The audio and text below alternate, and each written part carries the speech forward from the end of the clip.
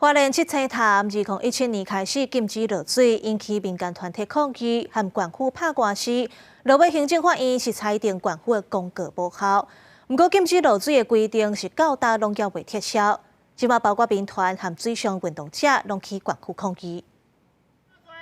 还我七星潭自由下水！还我崇德自由下水！花莲县政府违法公告。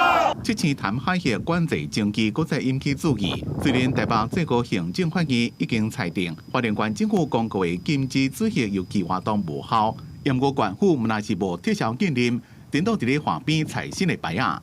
这个其实是违反国策的，违反海洋基本法的。官司行政诉讼打完之后，他反而是立了新的这个告示牌在那边了。我觉得真的这是大倒退啊！抗议人数包括吉利环州世界纪录保持者 Pedro O'River， 伊讲伊去过五大洲各种极端环境，无想讲台湾的禁止民众挖滚海洋。I have just one question. I don't understand this true story behind what's happening here. What's the reason you guys not can go kayaking? 花莲县政府观光处派人接电证书，讲七星潭海域因为长期被列作危险水域，考虑安全才会继续禁止。目前我们还是依照学者专家的意见，如东华大学还有我们的海洋救援协会这部分的话的调查报告，它也是属于危险海域，也是符合海委会规范的10大危险海域，所以我们还是以乡亲的安全为考量。因为县政府无做承诺，抗议团体决定228要去七星潭水域，而且落去水域，拜托县府一定要来开单。